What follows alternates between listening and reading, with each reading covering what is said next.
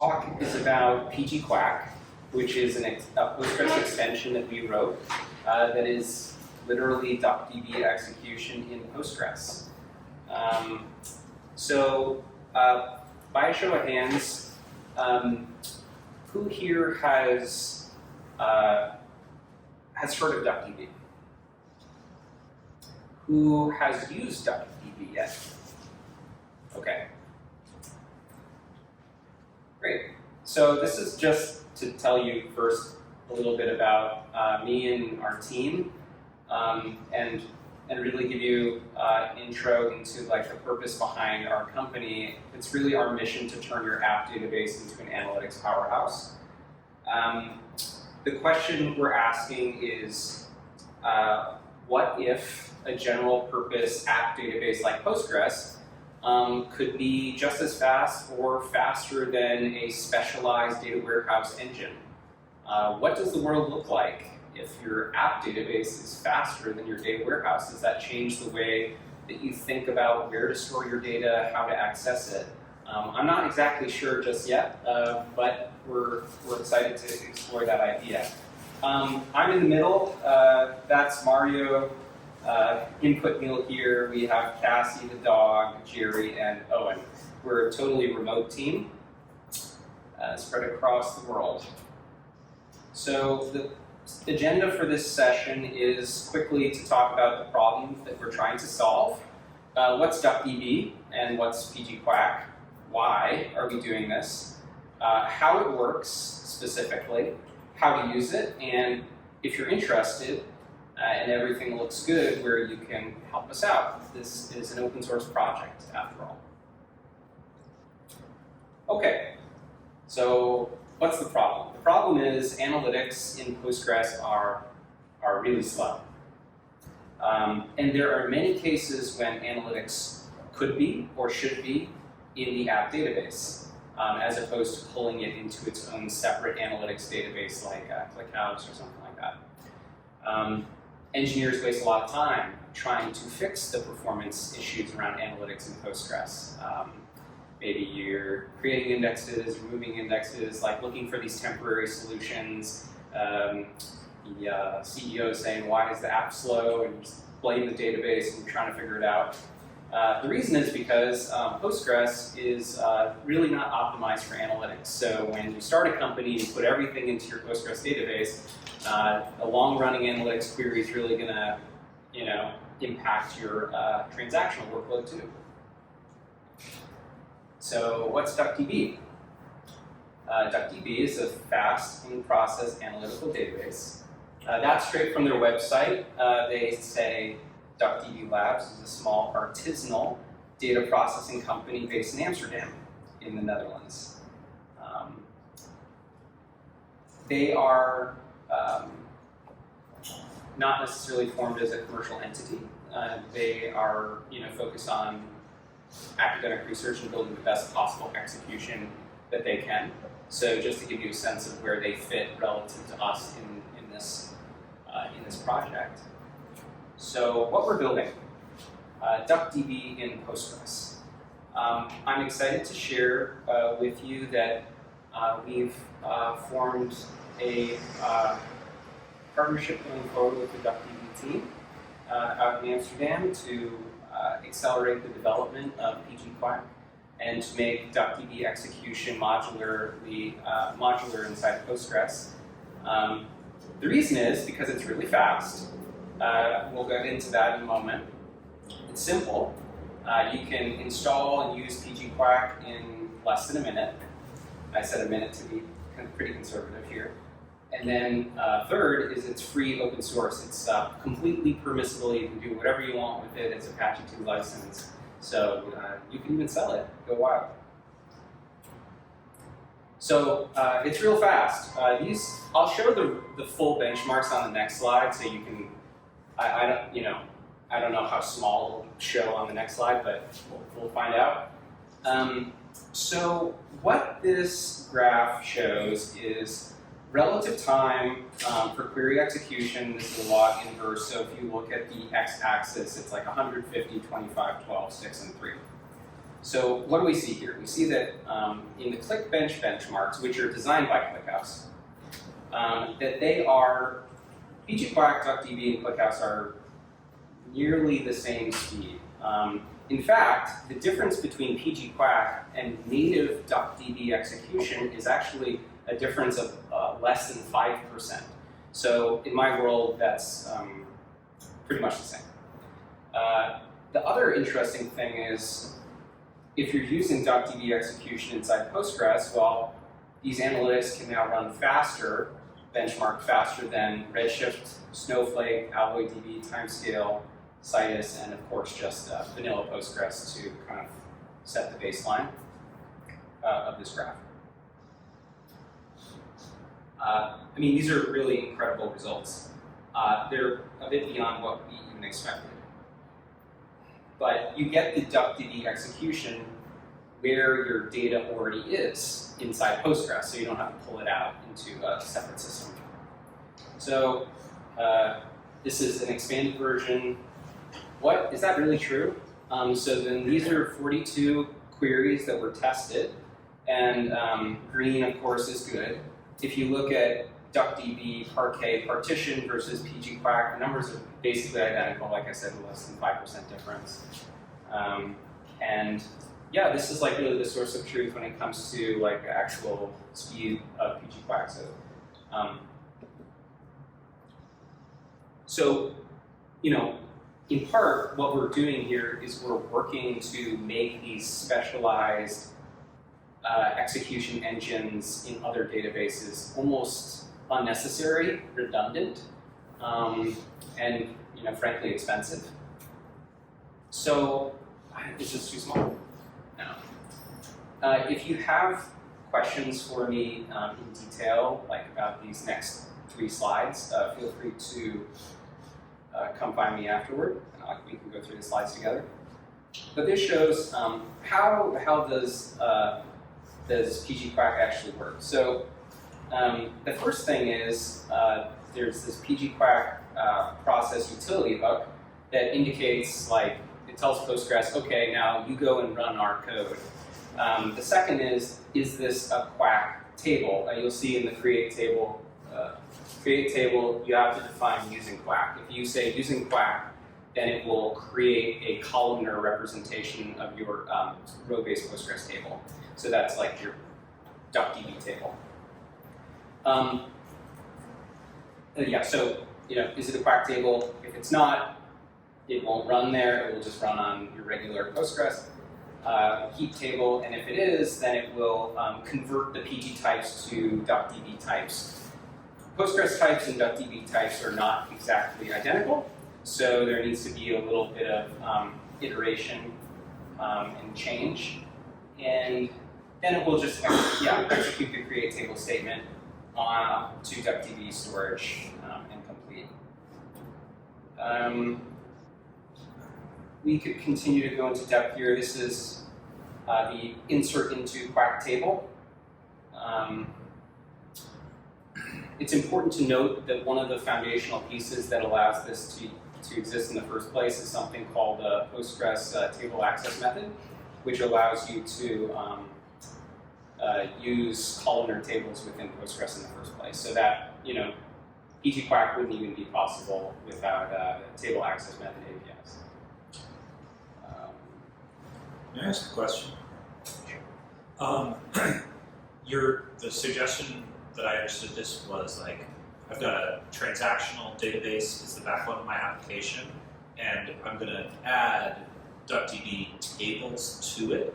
Are we suggesting that like I have primary production tables that are like bog standard Postgres tables, and now I've got some other pipeline or something that's regularly saying, like, I'm going to maintain another set of DuckDB tables, or am I running my application on top of the DuckDB tables themselves? So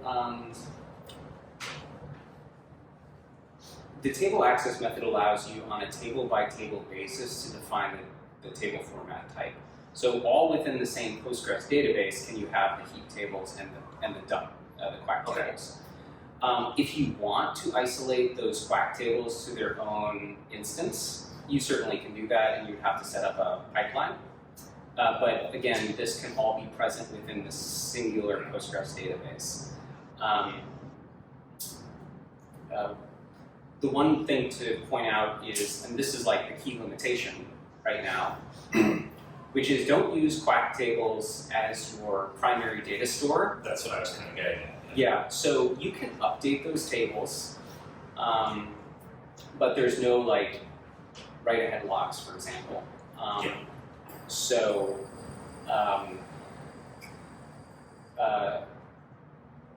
if you're doing analytical reads and you were to lose that data, I mean, it's not your primary data source, so don't use it that way. Like, if you want to add backups, that's kind of on you. That's not something that's just available as part of PG Quack. Cool. Yeah. Oh, great questions, though. Okay. This is a select from Quack table. So, yeah, what's happening here is it's looking at the query, determining if it can run the query, and if it can, then it runs it in DuckDB and converts it back to Postgres data types. Sounds convoluted, but like I said, it executes very quickly. So how can you use PG Quack?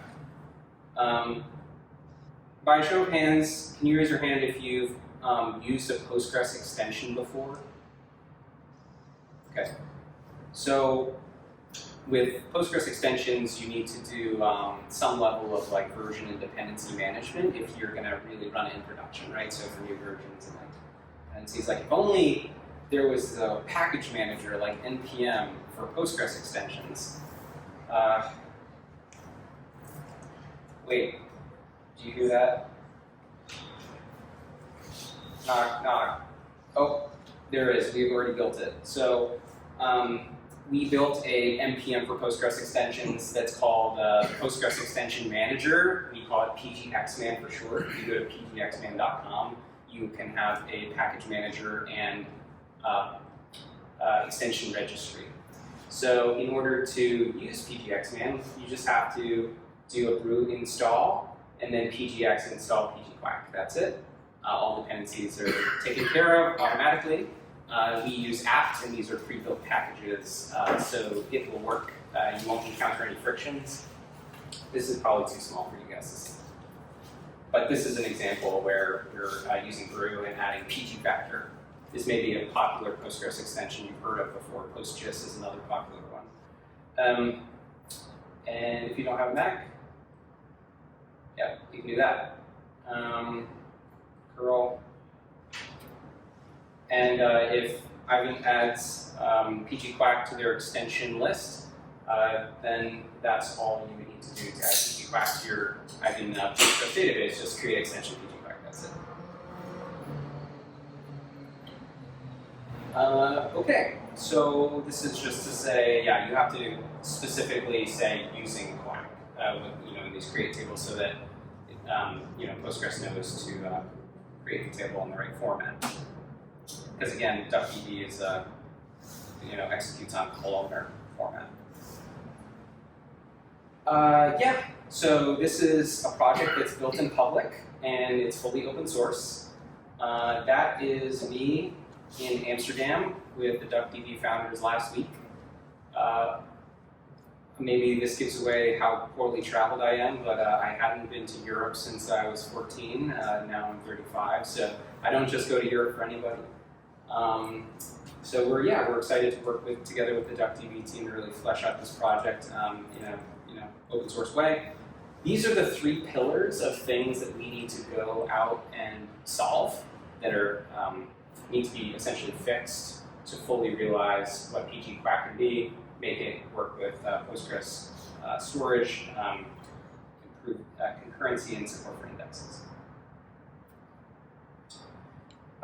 If you think that this is really cool and this can benefit you, or maybe it doesn't have to benefit you, you're just a really generous person, and you want to help us out, again, we would love any open PRs on our repo. If you just search GitHub for Hydra and PGQuack, you'll find it. And then if you want to talk to me separately, we're actually putting together a sponsors program. So if you'd like to join our sponsors program, yeah, come find me after this and I can tell you a bit about it. In fact, actually, I should say, if anybody joins our sponsors program, I will give them an even better piece of swag, which is I have only 2 of these. Those are the DuckDB hats. So I'm going to keep those there.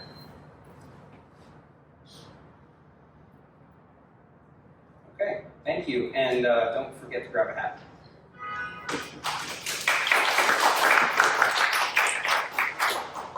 Another question for you. Yeah. You went over pretty quickly that there, like the third slide of the example statements was a select. Yes. What happens when you write a select statement that attempts to join a Quack table to a standard Postgres heap table? So I guess the best way to answer your question is it will work. And then the longer answer is results will be combined between the heap and columnar table and returned. Yeah. So it's going to be pulling out of the DuckDB tables somewhere early in the query plan, and then maybe later it's going to get returned. Cool. So yeah, I hope you'll try it out, because that's really the best way to support the project, is like if you try it out and you're like, oh, this doesn't work or that doesn't work, like that's really good. We want to hear those things. We already know some of the things that we need to build, but it's always good to get that kind of community eyes, like more eyes on the project. All the bugs become shallow, right? So, okay, thank you everyone. Yeah, thank you everyone. So I just do a quick introduction, and for the manager Lisa will do a demo. Of course, there's a recorded demo, to get rid of any Murphy's laws, right? So we're building a next generation data and AI infrastructure for multi-cloud stuff. So yeah, I'm the CEO, and we have Jerry, CTO, for those who know him, and also we have Lisa here. Yeah. So the problem, for previous generation of data platform is we think a lot of the data silo happens. Some of the silo because of the multi-cloud. If you're choosing one, or cloud vendors, that would means a lot of different data stack you have to handle with. But if you have 2 or 3, the problem will happen because this data stuff. Orchestration layer is really broken. Also, if you have a hybrid cloud, like you have private cloud and with the public cloud, there will be problems as well because the different stack, and you have to handle your data warehousing with the data in different places. There's no management layer to handle all the things, and there's no data warehousing. You can launch SQL from both sides.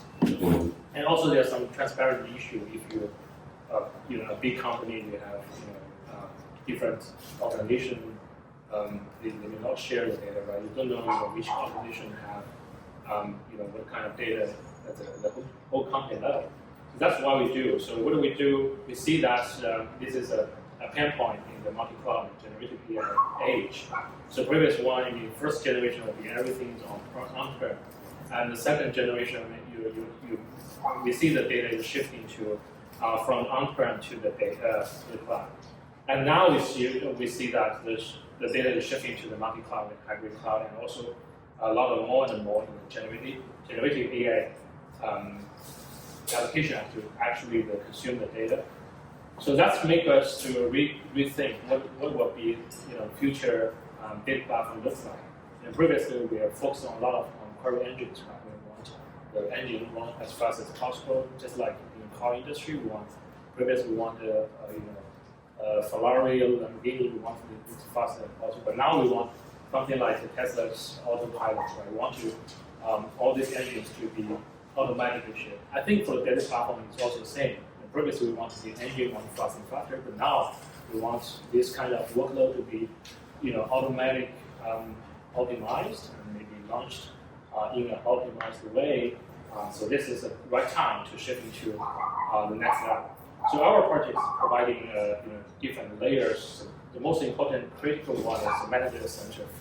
Because as I said, previously most important is it's engine, right? It's a data warehousing engine, and catalog is just part of it. But now we think the metadata is the key. It's like a brand, because the metadata is a data about data, right? It's a kind of all the knowledge of data. So we think we're building the Graphtino as a key metadata engine here to providing a unified metadata lake. On top of that, you can build your acceleration layer, like you can do auto index, auto materialize view or whatever things. And also we're building the third level as a federated query engine, so that you can query the engines from different locations, on different data warehousing, on different lakes. So previously, this is existing data architecture for most enterprise, right? You basically have different engines. Some is for streaming, some is for batching, some is for maybe AI training job. And in each layer, you will have different separate data logs. Have metastore to store training or Spark. You have other building catalog for Snowflake or others. You may have for Kafka streaming layer, you have some stream schema registry, extra. So, but we want a simple place to unify all this, to have a single source of truth for all the data actually. And also previously, it's hard to do the governance in a centralized way, and also hard to do the permission management. So I think the trend is very clear. If you look at Microsoft offering, what GCP, Google Cloud offering, or Databricks offering, there's some solutions to have try to have a Unity catalog. But actually, some of these existing solutions have limitations because it's not open source one, right? It's building into either the cloud vendors ecosystem or Databricks' own ecosystem, rather than it's open source. It's open source, more open to any engines or any data format. So that's what we want to try to do, is to building something with a single source of truth for multi-cloud data deployment, and it's totally open source version. And also it can be geo-distributed across different regions, different clouds, or even hybrid cloud.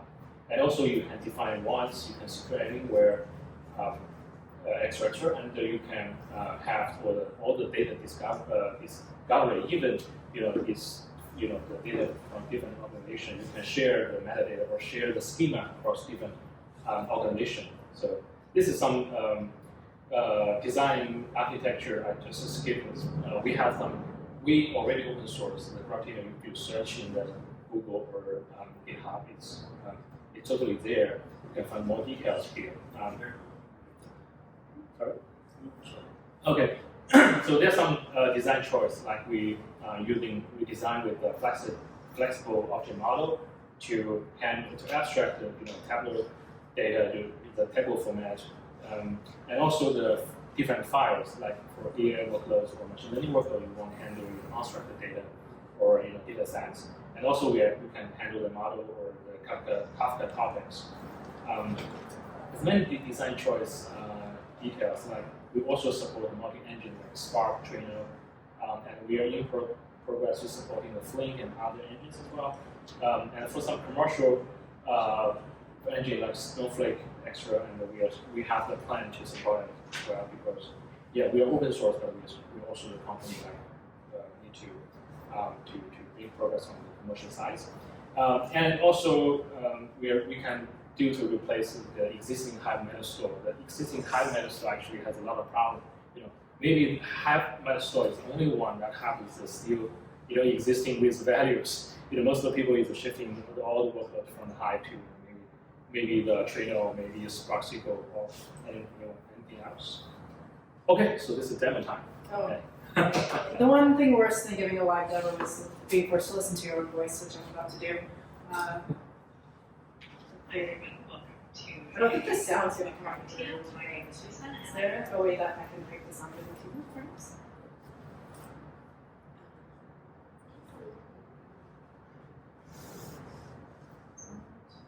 product manager. No, it's coming up on my laptop, so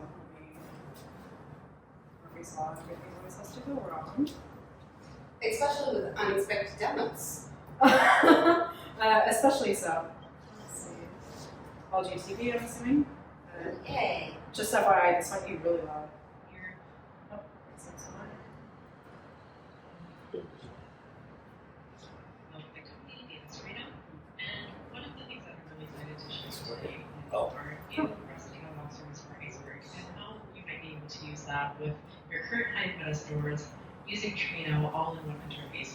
We're also going to be showing you what it looks like if you're running Trino and Spark and how the two might interact together, as well as a little bit about our UI. I tried using my So permission first for things this first, one. if you're looking to demonstrate from the open source repository, you're going to be noticing that you can use either the command line, which is entirely through the Rust interface, mainly through curl commands that you would be using, or through our UI. So currently, if I wanted to use curl, I can do something like create a meta lake, or I can see current meta lakes, and there are a variety of commands that are supported. In this case, I might be interested to see what meta lakes currently exist. So using curl, I can send a request, and the return format is in JSON. I can see that there is a meta lake that does currently exist called meta lake demo, which we're going to be using today and contains some plain data for us. And we're also going to be able to create a meta lake if we want to here as well. So if I wanted to, I can send a request. In this case, I'm going to be calling it meta lake. And if I run the previous command again, I can see that two meta lakes now appear. There's the first meta lake that we just created and our original meta lake, which is the meta lake demo. And they're both coinciding together. If I go to the UI, which is hosted on port 1890, and I refresh this page, I can see that the meta lake that we just created has just populated. There's nothing here currently. If I wanted to add in a catalog for the UI, I can click this Create Catalog button. And there's several options for me to fill. In this case, we currently support mainly relational data. However, soon into the future, we're going to be supporting topics and file stores as well. And so do expect this to expand. We have several providers that we can choose from. And again, this is going to be expanded in the future as well. There's currently Hive, Iceberg, MySQL, and Postgres. And the way that you connect to each database is going to vary depending on who your provider is, or depending on what your store is from. And so in this case, we can also add properties as well. So if I wanted to add in a catalog here using a Rust interface, I could also do that. And so I'm just going to be running through some commands here and showing you what that might look like. And if I wanted to get the list, in this case, I've just created a catalog named test, and I've provided all of the information that would be relevant. And when I send a request, currently we have just one catalog. If I go to the UI and I refresh here, we can see that it has been populated, although nothing is currently in it, and it's actually going to return an error because I didn't really set up Hive with this valid table. So mainly for this demo, we're going to be using meta lake demo. This is currently what's in our playground. And you'll be able to access a Postgres catalog, an Iceberg catalog, and a Hive catalog. So you can see that there's several different pieces of data that might be relevant to any sort of organizational company here, such as an HR database, a sales database, and a normal company database that might contain miscellaneous information across all different sources. As you can see, one is Hive, one is Iceberg, one is Postgres. And we can see different bits of information that are associated with each database, each catalog, and each table. If we go into a specific table, we can also see the catalog itself and the different types of information and context that are found. We can also do the same for our Hive catalog that's been previously added.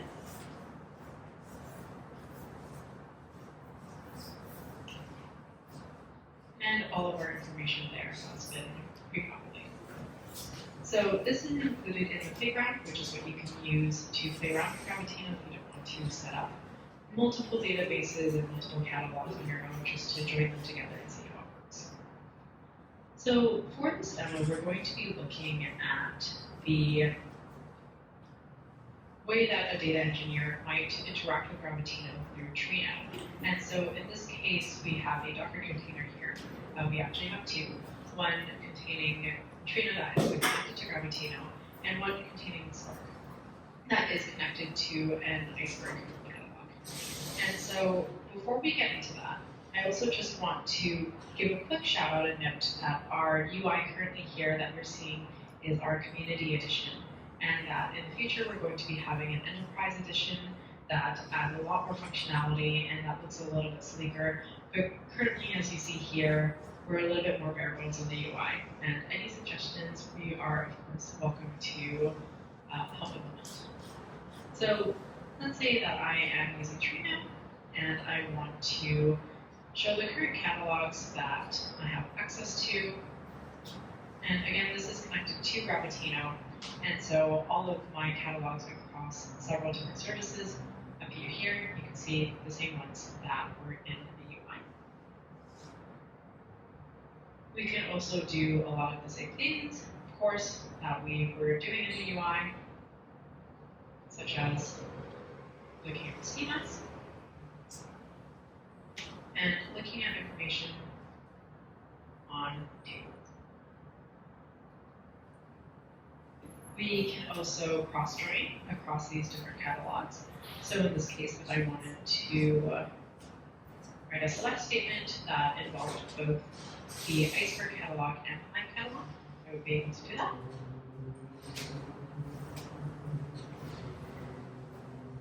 And so if you wanted to, say, migrate your business from Hive to Iceberg, or you had some Hive catalogs that you wanted to make available through Hive, then this is a good use case scenario for you.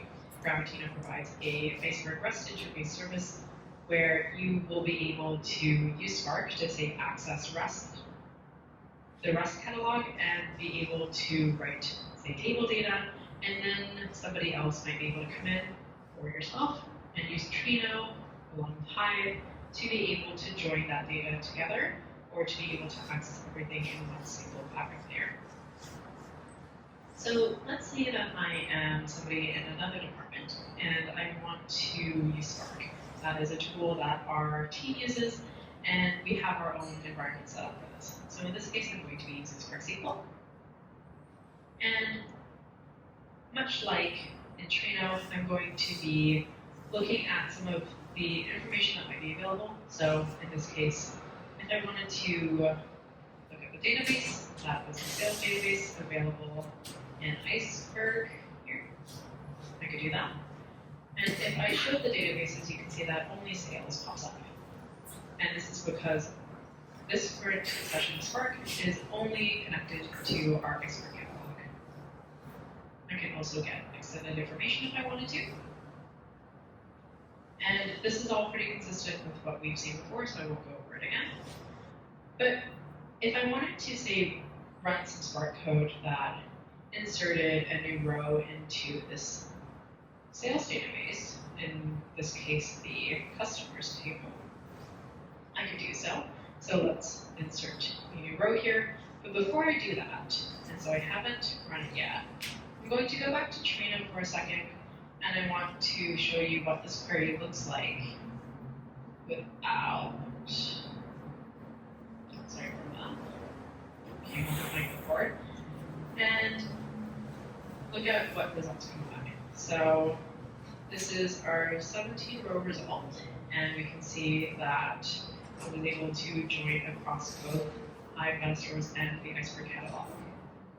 But it's not including this new row, so I'm going to insert it.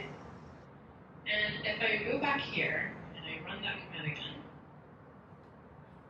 you can see here that we have now included our new data. And so this is pretty exciting if I want to do that again, just to verify. Let's do 98, very wild from here. And then we want to add this new customer, data guy.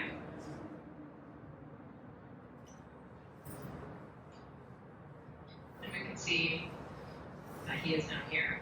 And so we're able to use Trino in conjunction with Gravitino to provide this layer where everybody can access all of these different catalogs through this one single point.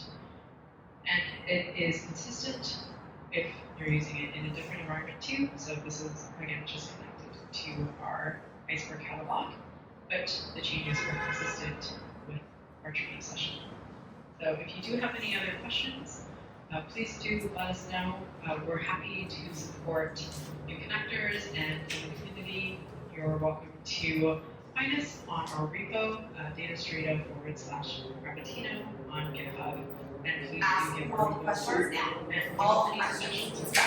Okay, everybody has to ask their question at the same time so that we then answer them all at the same time using both of our phones. Ready? 1, 2, 3, go. SpaghettiOs. I don't have an answer for that one, I'm sorry. I appreciate that though. But yeah, that's our project demo, and thanks for being here with us. Thank you. Can I just say they did a really good timing, because like I was saying, it goes basically till 8. We get to do what we want till 8 and then hang out with each other. So that wraps up our open stage. That's what we'll call our open stage. And thank you for the ideas for our next meetup. Mingle, eat more, hang out. Can I grab your mics really quick? Oh, I don't get to take this. No, I did my first ever like event with Aiven. I actually got mics. It was really cool. I was so excited. I went to AWS New York, hosted my very first meetup, OCI meetup there. Came home, don't know where they went. No idea where they went. No idea. And I was like, they're gonna fire me. They're like, no, Jen,